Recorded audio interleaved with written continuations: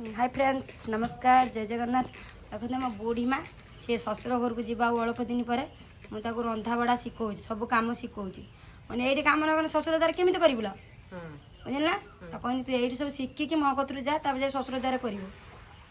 शशुर द्वारा खाली जा नर पर हबू पारिबुनि तू सब कम कर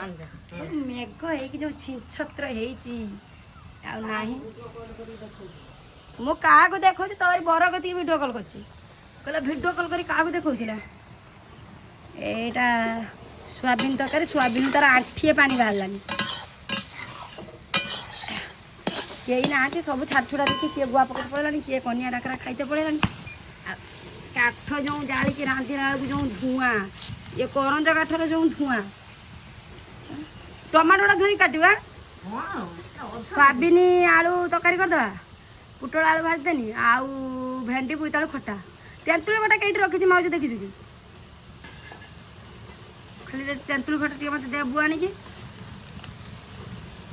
आउ मसला ये हाँ ये मसला हो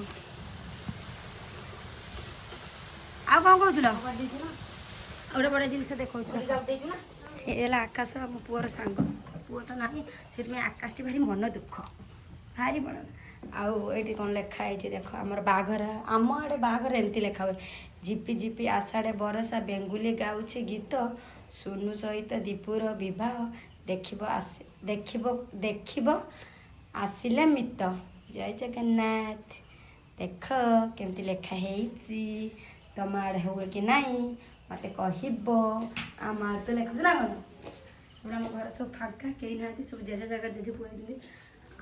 सेपट सब टेंट फेंट बंद एगो तो हो कि बाहर कर अषाढ़ मासर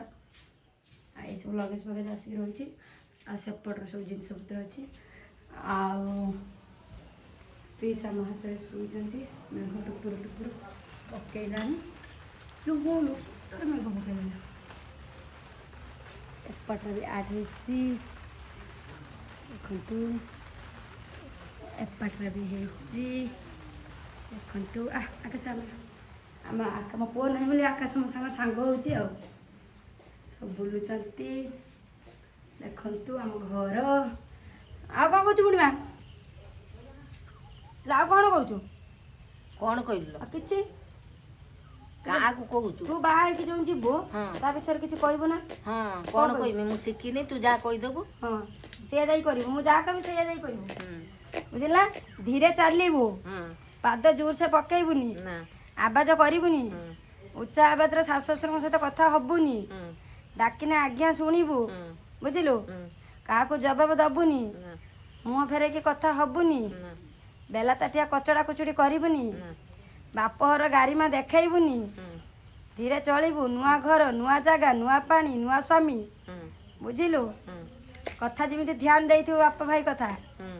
मु किए जानी ना तो बुढ़ी माँ तते सब शिखौची कहे माँ भाज बुढ़ी माँ तते किसी शिखई ना हाँ तो ना पड़ियो मो ना पड़ियो तुम ना पकईबुनी